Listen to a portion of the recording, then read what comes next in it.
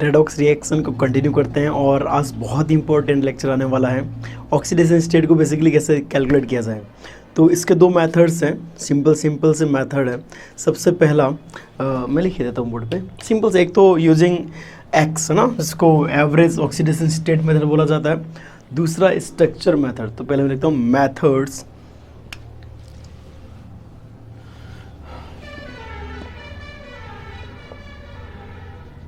किस चीज़ के हैं, कैलकुलेशन ऑफ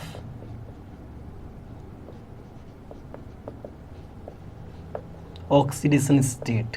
इसके दो मेथड है। First of all average oxidation number method.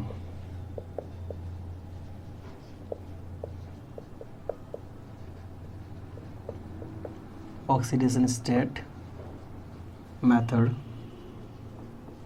इसमें क्या करना होता है, आपको x एक वेरिएबल काम में लेना पड़ेगा और वो x जो है आपको एवरेज या औसत ऑक्सीकरण अवस्था देगा।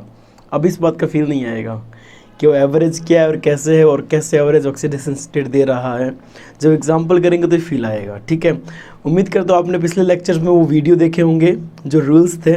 यदि नियम और कानून पता है तो वहाँ चलना बहुत अच्छा होता है और समझ में सब कुछ आएगा। तो अपन कैलकुलेट करने वाले हैं ऑक्सीडेशन स्टेट को, लेकिन उसको सीखने वाले हैं कैसे करते हैं, ये बच्चों को बहुत बड़ी दिक्कत रहती है। तो इससे पहले वो रूल्स एक बार देख लेना, यदि नहीं देखे हैं तो उनको मैं काम में लूँगा। ठीक है, एक सिंपल सा एग्जांपल मैं एक दो एग्जांपल करवाऊंगा और बहुत सारे एग्जांपल तुम्हें करने के लिए दूंगा। एक दो एग्जांपल मैं करवाऊंगा और बहुत सारे एग्जांपल एज ए प्रैक्टिस दूंगा मैं तुम्हें। तो प्लीज़ आप वो सारे एग्जांपल्स अच्छे से डील करें। आप कमेंट बॉक्स में आंसर दें ताकि आप इस चीज़ को अच्छे से सीख पाएँ, समझ पाएँ। ठीक है, चलिए। तो पहला एवरेज ऑक्सीडेशन स्टेट मेथड है। इसमें क्या करना है, एक सिंपल सा एग्जांपल लेता हूँ मैं आपके सामने। जैसे H2SO4 है, सल्फ्यूरिक एसिड। सामने वाला आपको ये देगा कि किसकी ऑक्सीडेशन स्टेट निकालनी। जैसे S सल्फर के नीचे अंडरलाइन कर दिया, S के नीचे कुछ लिख दिया, और अदरवाइज आप मॉलिक्यूल देखोगे ना तो आपको पता चल जाए किसकी कैलकुलेट करनी। क्यों?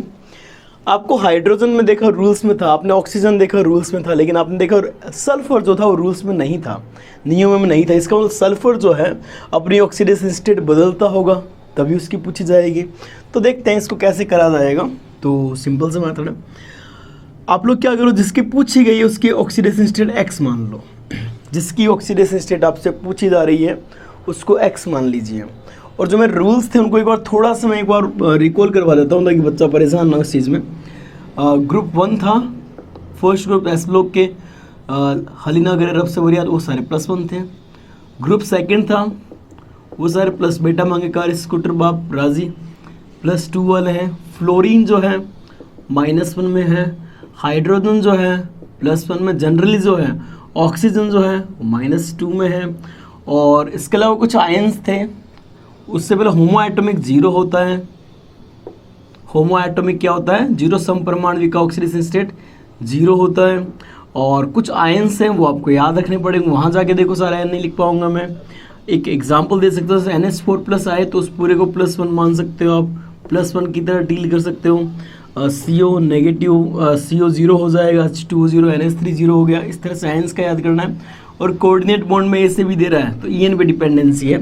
यदि A की EN ज़्यादा है तो कोई इफेक्ट नहीं है, और यदि B की EN ज़्यादा है तो ए पे +2 आ जाएगा और B पे -2 आ जाएगा। ये सारे रूल्स जो है वो मैंने पिछले लेक्चर में सिखाए थे, लेकिन आपको एक बार वापस रिकॉल करवा दिया ताकि आपको समझ आता रहे, बस अच्छे से, कोई दिक्कत ना है, बस, है ना।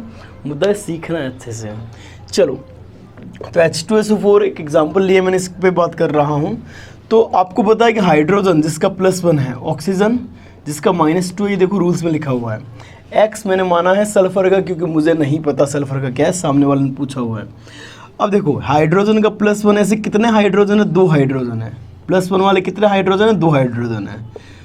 X मैंने इसका माना है तो +X ही माना है मैंने। आंसर यदि नेगेटिव है तो नेगेटिव आ जाएगी वैल्यू, कोई दिक्कत नहीं है। ऐसे सल्फर भी एक नहीं है क्या? और ऑक्सीजन का -2 है। ऐसे कितने ऑक्सीजन है? 4 ऑक्सीजन है। अब इक्वल्स टू में क्या है? ये इक्वेशन बनी है। इक्वल्स टू में इस मॉलिक्यूल है, इस पे जो भी आयन जो भी है, इस पे जो आवेश या चार्ज लगा हुआ है वो लिखना होता है। इस पे कोई चार्ज नहीं, न्यूट्रल है, मतलब 0। तो x के लिए सोल्व करता हूँ। x + x माइनस का = 0, x आ जाएगा +6। ये ऑक्सीडेशन स्टेट आ गई सल्फर की। मैं एक ऐसा एग्जाम्पल और लेता हूँ। एक ऐसा एग्जांपल और लेता हूँ जो सिंपल सा होगा, जैसे H3PO4 है। वैसे एक और ट्रिक बताऊँ इसमें आपको, जैसे हाइड्रोजन +1 -1 0 तीनों में होता है, तो हाइड्रोजन देखो सबसे पहले लिखा है, सबसे पहले लिखा है, मतलब इसकी ईएन सबसे कम है, इसकी ईएन सबसे कम है इनमें, इन पूरे एटम से, इस मॉलिक्यूल के जो एटम, इस अणु में जो परमाणु, हाइड्रोजन की ईएन सबसे कम है। जिसकी ईएन सबसे कम उसको पहले लिखा जाता है ये नियम है, पहले कैटायन एनायन को लिखते हैं। यदि आयनिक कंपाउंड की बात करें पहले धनायन फिर ऋणायन लिखते हैं, और यदि जनरल मॉलिक्यूल बात करें कोवलेंट सहसंयोजक अणु, तो उसमें सब कम ईएन का पहले लिखा जाता है और ज़्यादा ईएन का बाद में लिखा जाता है। ठीक है डियर, चलो तो इसमें देखो चर्चा करता हूँ। हाइड्रोजन +1 पता है, फॉस्फोरस X मान लिया, ऑक्सीजन -2 होता है, ऊपर नेट कोई चार्ज नहीं, तो +1 × 3 + X, एक ही फॉस्फोरस है, माइनस का 2 × ऐसे 4 आगे = 0, X क्या आ गया +5। मैं ऐसा एग्जाम्पल और लेता हूँ एक और, B2H6 दे दिया आपको।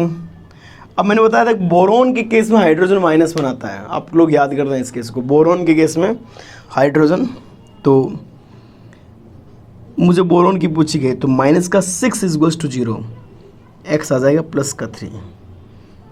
ये फिर एक मॉलिक्यूल हो गया। तो कुछ 3 एग्जाम्पल मैंने आपको करवाए हैं, लेकिन कुछ एग्जाम्पल मैं आपको करने के लिए देता हूँ, आपको अच्छे से सॉल्व करना, इनका आंसर देना है ना, और कमेंट बॉक्स में आप आंसर दें ताकि मुझे लगे हाँ ये बच्चा इसको अच्छे से पढ़ रहा है, प्लीज़, है ना। चलो 3 एग्जाम्पल मैंने करवाए हैं, एग्जाम्पल 3 हो चुके हैं। चलो जो मैं तुम्हें दे रहा हूँ वो ब्लू कलर से लिखता हूँ, ठीक है। 4th एग्जाम्पल आप लोग करेंगे HNO3। अब ये एवरेज वाली फील देनी है मुझे, है ना। HNO3, HClO4, KMnO4। अब कैलकुलेट जिसकी करनी है उसके नीचे अंडरलाइन लिख रहा हूँ। नेक्स्ट है K2 Cr2O7। अब कुछ एनाइंस की देता हूँ, ये Cr क्रोमियम की निकालनी है। CrO4 -2 मैंने चार्ज दिया इस बारी, SO3 -2 मैंने चार्ज दिया इस बारी, CO3 -2 इस बारी मैंने चार्ज दिया है, C2O4 -2। यहाँ से कुछ समझ आएगा कि एवरेज आता है। आप यहाँ पर 2 कार्बन है ना, उन दोनों कार्बन आप क्या एज्यूम करते हो, दोनों कार्बन की X और Y तो मान नहीं सकते हैं आप। दोनों कार्बन मतलब आप कार्बन की X मानोगे, 2 कार्बन है दोनों की आपने XX माना इसका मतलब जो X आने वाला वो एवरेज आएगा सॉरी, मैं इस एग्जाम्पल करके बताता हूँ। आपने कार्बन का यहाँ X मानना है कार्बन का कैलकुलेट करने के लिए, तो 2X दोनों कार्बन की 2X मान लिया, -8 = -2, X क्या आ जाएगा यहाँ से +3। अब ये +3 जो X है दोनों कार्बन के लिए आई, एक्चुअली दोनों कार्बन के लिए +3 आई है, तो +3 जो दोनों का एवरेज है, +3 जो ऑक्सीडेशन स्टेट है दोनों की एवरेज है। हालांकि एक और एग्जांपल बीच में आएगा, इसमें और अच्छे से फील करेंगे कि एवरेज किस तरह से है। चलो नेक्स्ट है 9th। अब मैं थोड़ा सा फ्लेवर चेंज करता हूँ, NH4NO3, इनमें दोनों नाइट्रोजन का बताना है। मज़ेदार क्वेश्चन, आंसर देना मज़ा आ जाएगा। आप तो नंबर लिख देना सर, इस नंबर में ये ऑक्सीडेशन स्टेट है, मॉलिक्यूल मत लिखना आंसर में, ठीक है। NH4ClO4 Cl और N,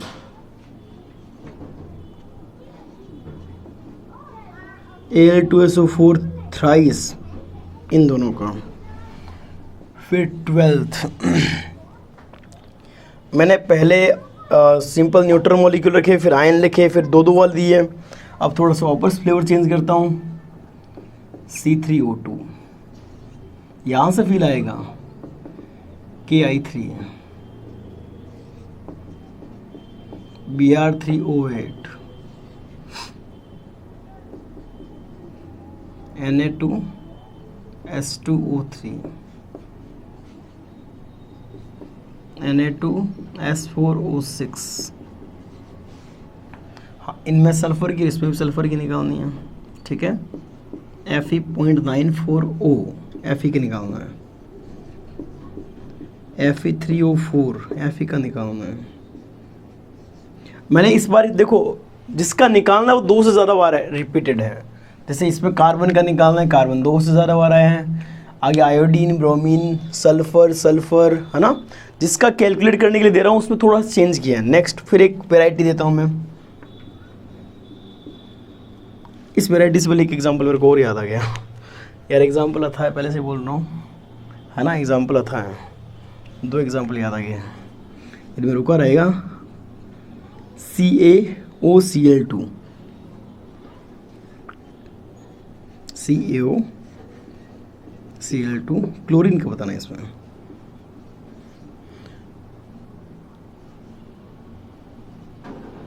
CH3COOH दोनों कार्बन का बताना है। नेक्स्ट वैरायटी चेंज कर रहा हूँ, K4FeCN6 Fe का बताना है इसमें। 22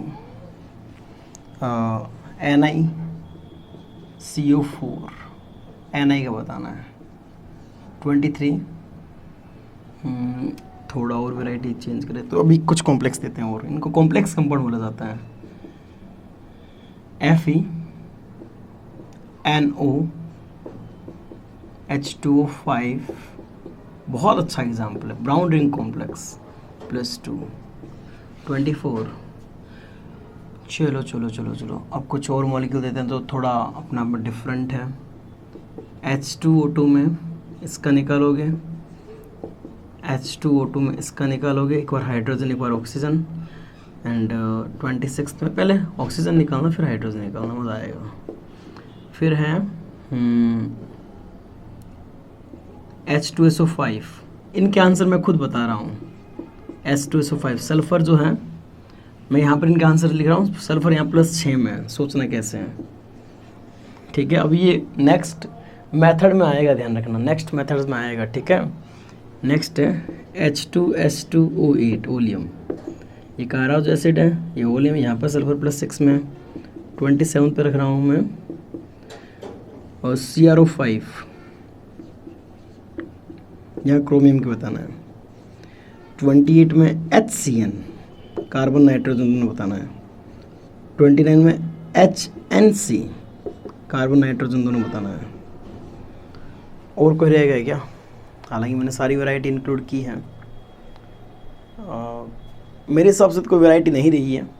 मैंने जितनी पॉसिबिलिटी है, जितने सारे पॉसिबल एग्जांपल्स हैं आपके कोर्स में, हर एग्जांपल को इंक्लूड किया है। 29 एग्जांपल लिए हैं, तो आप इस प्लीज़ इन 29 एग्जांपल्स में प्लीज़ अच्छे से डील करें। यहाँ पर क्रोमियम +6 में है, यहाँ कार्बन +2 में है, और नाइट्रोजन -3 में, यहाँ नाइट्रोजन -3 में, कार्बन +2 में, ठीक है डियर। मैंने पीछे वाले 5 का आंसर लिखा है, क्यों लिखा है? क्योंकि इनका आंसर एक्स वाले मेथड से गलत आता है एक्चुअली, क्योंकि एक्स वाले मेथड के कुछ ड्रॉबैक्स हैं। और इससे पहले एक छोटी सी चीज़ और बता रहा हूँ, जो C3O2 निकाल रहा हूँ, इसको मैं सॉल्व करके बता रहा हूँ जानबूझ के। क्यों? क्योंकि मैंने कहा ये एवरेज देता है। कैसे? आपने तीनों कार्बन के एक्स मान ली ना, तीनों कार्बन के आपने एक्स मान ली, ठीक है। अब इसमें क्या करोगे? ऑक्सीजन का -2 × 2 टाइम्स = 0, एक्स क्या आ गया 4/3। अब ये 4/3 कहीं ना कहीं एवरेज बता रहा होगा ना। चारों कार्बन मिलके अपनी ऑक्सीडेशन स्टेट 4 रख रहे हैं, और तीनों कार्बन मिलके अपनी ऑक्सीडेशन स्टेट 4 रख रहे हैं, और डिवाइड बाय आपने क्या कर दिया? 3 कर दिया। तो डिवाइड बाय 3, क्योंकि 3 कार्बन थे तो ये एवरेज ही तो आया होगा। जितने बंदे हो तो उनका डिवाइड कर दिया टोटल नंबर ऑफ स्टूडेंट्स या नंबर ऑफ बंदे जितने भी हैं, तो उससे क्या आया होगा? एवरेज। तो शायद इतने सारे एग्जाम्पल कहीं नहीं देखने को मिलेंगे। मैंने 3 एग्जाम्पल आपके सामने रखे हैं, इसके अलावा बहुत सारे एग्जाम्पल आपको करने के लिए दिए हैं। आप प्लीज़ आंसर लिखें, और यदि कोई बच्चा 4 से 29 सारे आंसर लिख देगा, मतलब ज़बरदस्त। इनका मतलब 25 तक है मेनली तो, लेकिन इनका सबका लिख दे, मज़ा आ जाएगा, ठीक है। ये मेथड कंप्लीट हुआ, सेकंड मेथड की ओर चलते हैं। तो सेकंड वीडियो में, नेक्स्ट वीडियो में। Thank you for watching.